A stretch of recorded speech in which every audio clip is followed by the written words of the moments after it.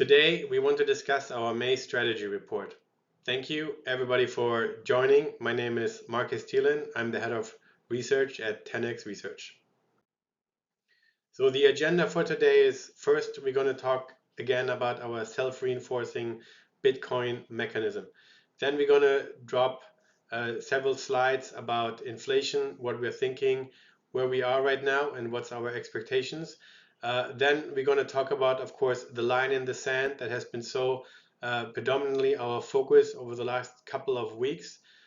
We talk, of course, about the Bitcoin dominance, if it has changed anything in our view about a potential altcoin rally or what it means for Ethereum or for any other bigger macro event, really.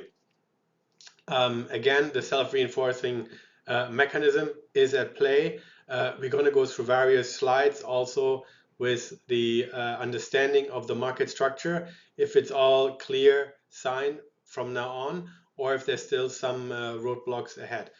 We briefly look at, of course, revenue on the one side for Ethereum, on the other side, of course, on the Bitcoin network, some implication it might have. And then, of course, we finish it off with a brief view about some technical factors. If this breakout that we're currently seeing is sustainable, what are the levels to focus on? And then really the two scenarios that we think is going to play out. We briefly going to discuss really how we think the rest of the year is going to develop. So the self-reinforcing Bitcoin mechanism, we put this forward around, I guess, 6 to 8 weeks ago, and it really went like this, and we feel really that we got reinforced our view here by the latest publications of the 13F filings. But the Bitcoin mechanism really that has been in play is that MicroStrategy raises capital or has raised capital, usually announcing it a little bit later. That's when really the pump started for Bitcoin. Then we saw as a next step that retail traders, and we focused here on Korean retail traders, but of course it goes overall with the volume in the crypto market as well. But with an increase in volume, what we have seen is actually that the basis trade, the funding spread actually increases, and this of course brings in more demand for those Bitcoin ETFs. And our view was that predominantly multi-strategy hedge funds that are known for less directional exposure would be buying those ETFs, and that of course sets off a positive signal while the underlying trend is actually not that strong. And of course, at one point, the volumes that we're seeing, let's say, from Korean retail traders come in, therefore the basis trade comes in, therefore less buying of these ETFs. And then the whole thing kind of collapses and Bitcoin falls. And I think we have gone through this over the last 2 weeks, and there was one specific trigger that started this whole event, but we're going to go through in the next slides. So when we look, for example, the F13 filings, or the 13F filings really, what we can see is these filings were done by March 31st this year. So they are a little bit late. They're kind of like around like 6 weeks late, I think we can see. But the predominantly the largest buyer of, let's say in this case, it's ranked after the BlackRock IBIT ETF. The largest buyers have really been this multi-strategy funds that we are pointing in these boxes here, and those are not really known as directional players. So, for example, Millennium has bought around 1.8 billion US dollars worth of Bitcoin ETFs. But what is probably less known is that they have very likely, of course we don't know this for sure, but very likely sold futures against it to really capture this basis trade. And I think what the market has of course seen for several weeks, almost for the February and the first 2 weeks of March, is that basically there was around 12 billion US dollars of buying into these ETFs. But what the market has of course not seen is that probably these hedge funds have sold futures against it. So it's more kind of like a neutral position. Nevertheless, it set off really positive animal spirits. And I think it's quite interesting to see what's happening, for example, tonight, because the basis spread has compressed near zero. So, these hedge funds might not come back, but we have to see. So when we, for example, look how really Bitcoin has struggled over the last 2 months, it really started around March 10th and March 12th when we got the CPI and the PPI data. And then really Bitcoin sold off from around 72,000 to 60,000. And the downtrend was only halted when Fed Chair Powell really came in with more positive news or more dovish comments, really confirming that there would be still 3 rate cuts happening this year. And of course, we rallied, and then we sold off a little bit. We got worried that employment would really be the weak spot, so the market became worried about stagflation, which was, of course, a little, misconception, because inflation is really not that high. It's just a little bit elevated right now. But nevertheless, we rallied into the April inflation data again, where we got the CPI and the PPI data, and it was again higher, and then we sold off. We sold off to 60,000. We bounced from there once again, but then we sold off because GDP was lower. And GDP was lower. People were still worrying then, okay, higher inflation, lower growth. That would mean stagflation. That would be quite negative. And then we kind of started to sell off a little bit more when people became really disappointed about the outlook and the first prints of the inflows for the Hong Kong Bitcoin ETFs, and expectations were not really that high. I think nobody really expected a lot of inflows, but nevertheless, the market sold off. And the interesting aspect here is again that the Fed came out with basically a dovish statement by doing less quantitative tightening. So it's almost like a dovish statement. And of course, Powell was also trying to rule out any rate hikes this year, despite, of course, the Fed claiming they are data dependent.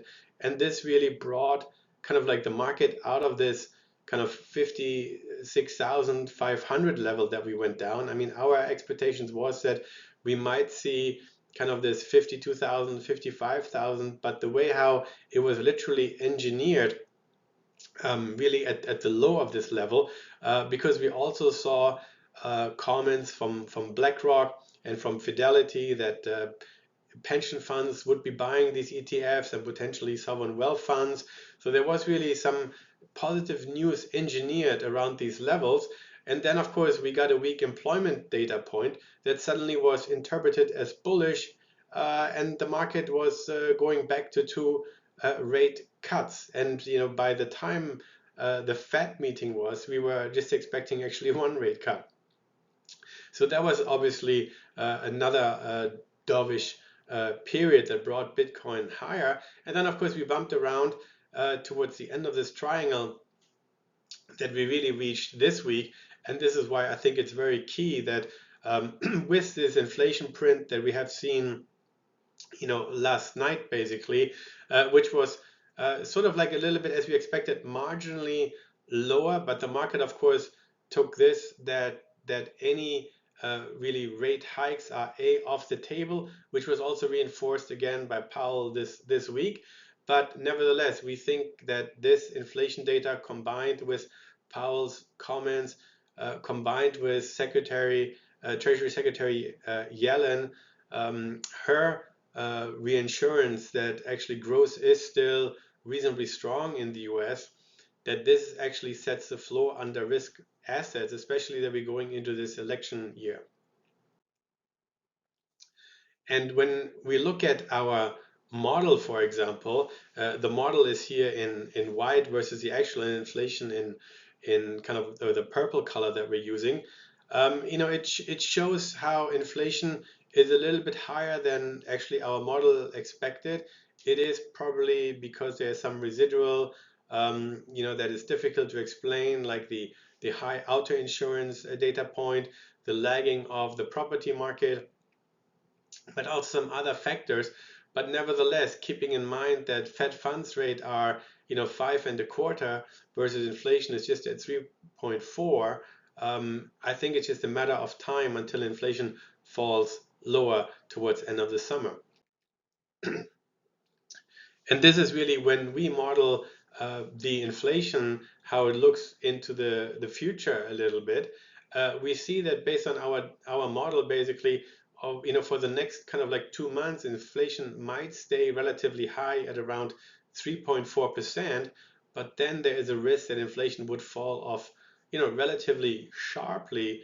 And I think that's probably going to set off some really strong rally in risk assets towards middle or end of Q3 and probably last until the early part of Q4. And we think this is really cutting off the downside risk that we were kind of like expecting over the last, I guess, couple of weeks. And I think that's why we have to try to be bullish at this point.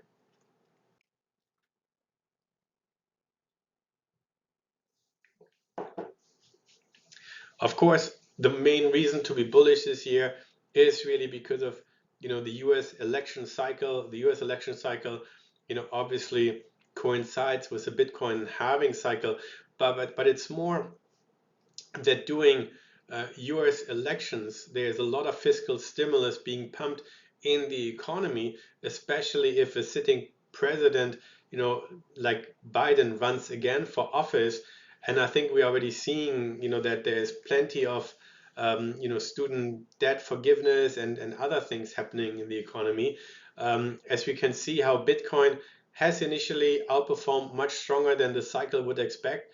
We are not expecting the average return of 192%, but nevertheless, I think the chance that Bitcoin rallies further into the year is really high. And one of the key aspects why we were very bullish last year, for example, was that similar to the 2018 and 2019 interest rate cycle, when interest rates rose very aggressively here on the right side of the chart, and then the Fed started to pause. Then we had this massive rally until the Fed cut. And the Fed was cutting really because of two factors. A, inflation came in lower, but also growth came in lower. So that was certainly a negative headwind for Bitcoin, and prices dropped 30%. But the interesting aspect here, if the Fed might cut because inflation is lower, then actually the cycle can be extended. But nevertheless, as long as the Fed is pausing, I think this could be actually quite bullish for Bitcoin. And I think we are still in this environment why Bitcoin is bullish. And I think it's because the macro data is still relatively supportive. And when we look at what's not so supportive is, of course, that with higher bond yields, as we show here in orange, and when bond yields were rising, that really venture capital funds have dried out. And I think, or dried up really, and this drying up of money really, I think, has a big implications for a lot of altcoins, for a lot of other projects. And I think this is why we might not see an altcoin rally. And I think what we're seeing right now, we're seeing around $3 billion invested per quarter into blockchain investments. But based on the previous cycle, we should have seen something like 12 billion. So there's almost like a 9 billion under investment. And of course, this is because some of the VC investors moved on to AI or to other parts. But we can also see that kind of between the March 2022 area, when there was like $13 billion invested in crypto VC by crypto VC investments, that there was a lot of over investments, and this over investments, of course, is causing a lot of headwinds. And I think it might not be that we're seeing so much VC investments. And I think this is why this cycle is really focused on Bitcoin, because all this money just simply goes to Bitcoin and not to the altcoins, because the altcoins don't have the financing or the funding that can really, spend so much money on, for example, yes, here and there are a few airdrops, but in general, there's actually not so much happening in this space. And I think that's why this cycle might be probably purely focused on Bitcoin and not on any other tokens. Of course, with a few exceptions. Here, of course, we're seeing the Bitcoin dominance in purple, and you can see since the low, really, how Bitcoin dominance has increased from 38% to 54%. But what's also important, and you see this inverse in white on the right scale, is really that the altcoin dominance has declined from around 30% to just 19%. And I think that's very interesting because a lot of people are calling for an altcoin rally, as we often see in this cycle. But again, we would be very cautious, and we think this cycle is primarily driven by Bitcoin and by institutional investors. And that's why probably the winning portfolio is a portfolio primarily focused on Bitcoin with a handful of altcoins built around where we have really high conviction. Also, very important is how Ethereum dominance has really declined this cycle from around 19% to just 15%. Yes, to some extent it was because of Solana, but largely it's really there's a lot of things that are going wrong with Ethereum, and Ethereum is really where we would stay away. So no matter our view, we would still be negatively positioned on Ethereum and maybe use it even as a hedge. And of course, Bitcoin has made a new all-time high this year, but there wasn't really much follow through. One aspect is, of course, as you mentioned, that inflation has surprised to the upside. But this is why we have worked with the line in the sand as we defined it. This is when Bitcoin made a new all-time high. And as long as we would be trading below it, we would be suspect that the correction could be actually deeper. Ideally, we wanted to buy Bitcoin back at more attractive levels to have a better risk reward, better Sharpe ratio based to on the upside, because there are some technical aspects that we're going to go through later in the presentation that could actually cause us to think that this might be a much shorter cycle than previously. But nevertheless, we want to try to be bullish here for the main reason that the inflation risk that has been the key driver of this consolidation over the last 2 months has really been cut off, we would argue. Even we are not saying that inflation is going to fall, but we doubt it's going to rise much higher from here. And so, as we explained earlier in previous notes, really, every time we have seen a lot of Bitcoin buying from MicroStrategy, that actually has set off positive animal spirits in the crypto market and really helped Bitcoin to rally sharply. And it was really the peak, the expectations that MicroStrategy would be raising capital at literally 50 basis points, buying Bitcoin and really leveraging the company into this Bitcoin bull market, where investors really started to overpay for the company. At one point, the company was valued twice as much as the NAV based on the actual Bitcoins they were holding, but also based on simply the regression analysis that we're showing on the right side here. And it's still 50% overvalued where it should be trading based on the relationship with Bitcoin. But nevertheless, this announcement that MicroStrategy would be buying Bitcoin has set off these positive animal spirits and was actually responsible to a large extent for this aggressive rally, we would argue.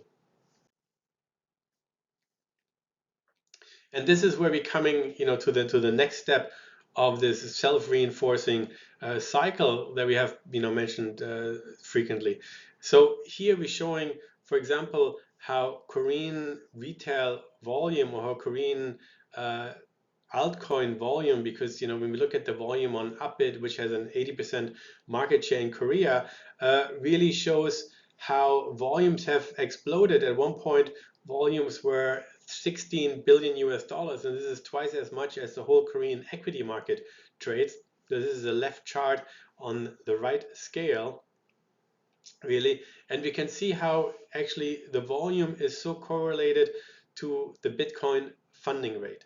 And this was our key argument, that the altcoin rally we have seen, or we saw in early March, would likely peter out very quickly, because these were all very small projects.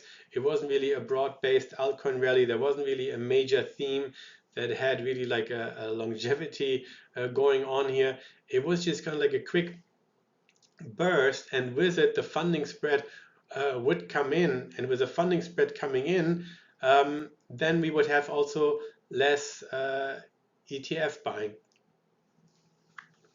So on the right side, of course, you're seeing the left chart just compressed a little bit, just over the last kind of 3-4 months, but it shows really quite clearly how they're correlated, and how really with declining volumes it has reinforced that the funding rate should also decline. And of course, when we look what actually is the #1 token traded in Korea, this is just the volume, or the #1 tokens volume divided by the volume of the top 10 tokens.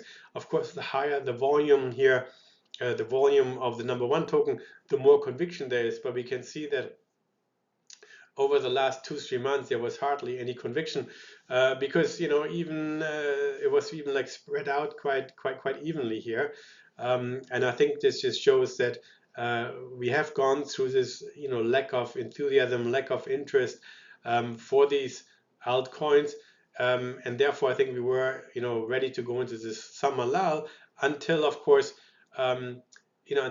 inflation comes in either materially weaker, or the market just starts to look through it, as it has done. But here is really how the funding rate has exploded through various parts. So of course, when we came out of last year's summer lull, really the funding rate started to move up higher.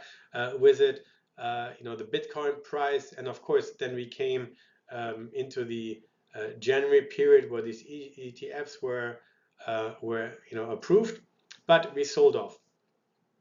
And we also called for a correction there.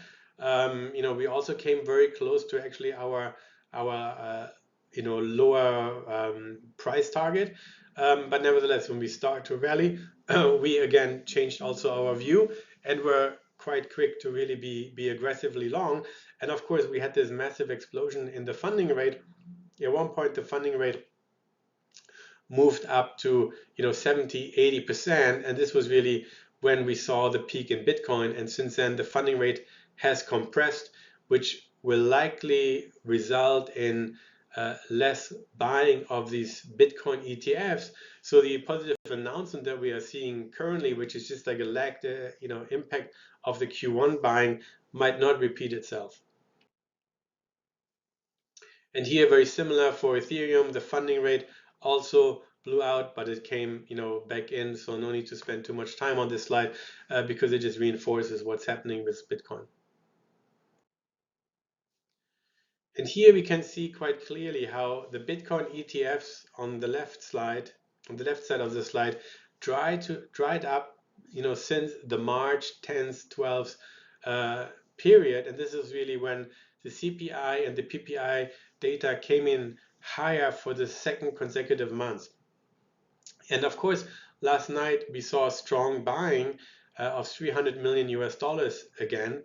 And this might be kind of like the goalpost here, where on the one side we sold off and these in the Bitcoin price, but we also had like diminishing returns really from this ETF, or diminishing buying from the ETF. But we have to see now if the buying completely dries up, if it was simply because there was no funding rate to be harvested, or if those Bitcoin ETFs really were so dependent on inflation data. And keeping in mind that a lot of the wealth managers are not buying ETFs that were newly issued, so there is like a period of like 3 months, 90 days where none of them apparently are buying, and this can of course change as they might gain also confidence by the announcement that we saw the Wisconsin, pension fund buying, that we saw, of course, some of the large hedge funds buying, and of course, as you can see on the right side, it's really the accumulated flows. Really, they reached around $11.6 billion, but then they somehow went sideways for a long period of time. And when we look how stable coins actually kept on increasing really until the April 20th period, when of course the Bitcoin halving date was. And since then, there has been, of course, some profit taking, and people are probably just taking a wait and see approach. But the interesting aspect is that Bitcoin didn't really sell off that aggressively despite the lack of ETF flows because of the stablecoin inflows. And here, the white graph, or the white chart really, or the white line really shows the accumulated inflows based on the various money flow indicators that we track. Anything from USDT inflows, from USDC inflows, from BTC futures open interest expansions, and so on, and these ETF flows. But you can see really how how the money somehow kind of like started to stop around beginning to mid-April. Really, that's also when stablecoin inflows slowed down. This is when the futures open interest started to go down, and that's when Bitcoin had like a more aggressive and a more sustainable slowdown. But of course, it will be interesting if you're going to see like a pickup in those flows now. Excuse me. So here we see, of course, quite clearly how the minting from Tether has actually been positive since really last September. There were only like a few periods where there were some minor outflows, but of course also the minting really peaked kind of like middle of March, and then there were of course a few more higher minting periods, but the main inflows really stopped during this time. And then on the right side we constructed like it's actually the 7-day moving average, not the 7-week moving average. And that has also gone down to zero now. So there is less of impulse from the minting process. And I think that's why we have been really hovering around the 60K level without much action.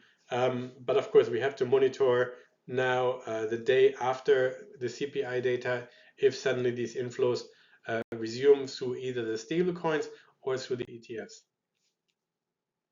And here is simply, showing how actually, Tether traded also a bit on the weak side, for actually, couple of months really. Here and there were some inflows, but nevertheless, volumes have compressed quite a lot. At one point, the crypto market traded 180 billion US dollars during a 24-hour window. But we have, gone down to 60 billion. So we have to see if this comes back now. So this is what we are pointing out, that it's not all positive, but it's definitely that the downside, I think, has been sort of like arrested because of, again, the CPI data point. We are still remaining quite bearish on Ethereum simply because of the revenues. We put the definition what revenues are, at the bottom of the slide, but we have mentioned it, many times really. Right now, Ethereum generates around 55 million US dollars in fees. Yes, it has to do, of course, with the March upgrade, which lowered the fees and pushed a lot of the transactions on layer 2 basically. But nevertheless, it's very difficult to justify an Ether price really of 3,000. As you know, we went short at 3,500. But nevertheless, with these revenues that are generated, I think it's very difficult to be really bullish Ethereum or Ether right now. Of course, next week we're gonna have the ETF decision by the SEC. I think expectations are, of course, that the ETF will not be approved, and then there's really no reason to buy Ether. And I think the focus should be really on Bitcoin, and I think that's why also the altcoin, or the ratio between Ether and BTC has gone down, and especially has gone down since the merge, and it's also gone down since the March upgrade this year. This is just to show that that the gas fees have not only come down after the March upgrade, they have come down before, and I think that's really where the narrative of why you should hold Ether is really not there. The risk is, of course, also, we think on the Bitcoin miners, because mining revenues are very low, and it usually takes a couple of months until those Bitcoin miners adjust to the new prices. But that's why we're also saying that there might be some more selling from the miners over the next literally couple of months. We're already seeing how the hash rate has come in, so a lot of miners are already switching off and cannot compete at these prices. The average mining cost is slightly above 50,000 per Bitcoin. So we have to see, of course, if Bitcoin hangs around here or rallies, then the miners might hold off. But the more we get, below 60,000, the risk is higher that there would be an accelerated selling. And also, by the way, that the average entry price for the Bitcoin ETFs is also around 57,000. Technically, when we look at the Bollinger Bands, for example, when the Bitcoin price was above the Bollinger Band on the upper one, which is here, the white dotted, it really shows this bull market momentum as we have had in 2017, but also in 2021. And every time, or on both occasions, when basically the Bitcoin price traded below the upper Bollinger level, while before trading above it, that indicated that a deeper correction would occur. So of course it has changed this month, but last month the number was kind of 67,000, which was very close to our line in the sand. And this is why we made the argument, technically, we are relatively toppish here. And when you look how the magnitude of, this bull market really from around 16,000 to sort of like 73,000 is on, the similar magnitude as we have seen on the monthly chart, versus the 2021 bull market, where we went from, let's say, around 8,000 to 56,000 on a monthly level. And this is, when we look at the right side of the slide here, is, for example, the monthly stochastics is also another technical indicator that it looks, relatively toppy here. So we want to be careful. We want to lock in, P&L, and we want to work with lock-in profit levels, since we caught this rally, really from the bottom of the bear market in October 2022. One key indicator that we look at to define if Bitcoin is still in a bull or in a bear market is really the weekly Bollinger Bands as an average level, which is on the left slide in purple at 57,788. So of course, with with the new data set, it has briefly tested this level. The low of this, little correction that we had was 56,500. So, and of course, the weekly Bollinger moves. But as long as we stay above this level, we are in a bull market. And I think it shows, quite nicely that above it, we really must be long, and below, we need to be careful. I mean, that's how it was shown in every cycle, basically. On the right side is our trend trading model that we just have for reference, and I think it shows really how Bitcoin seems to be breaking out. So if Bitcoin sustains above the 65,000 level, I think that would be quite bullish, and we would be really looking that Bitcoin stays above this level. Below, we need to risk management the position. I think we have shown how we had various triangle breakouts. They were all fake dips. This looked like one that was more sustainable, but the RSI was at a similar level when we rebounded. So it's certainly not a level to necessarily short, but a level to be kind of neutral and wait for better prices. And I think what's really key now is on the right side here, where we have again the daily Bollinger Bands. So if Bitcoin suddenly manages to break above the upper level, which is at 66,500 here level, and causes a range expansion, I think this could be quite bullish. But nevertheless, we can also fail here, and then we continue into this summer lull. So I think one key level is really this 66,500. If Bitcoin can trade above this level, that would be bullish.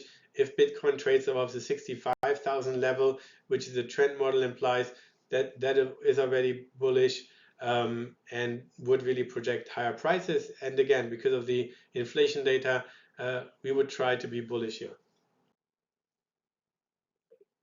The other aspect is, of course, everything that we're seeing from the cross asset outlook. Nasdaq making a new all-time high.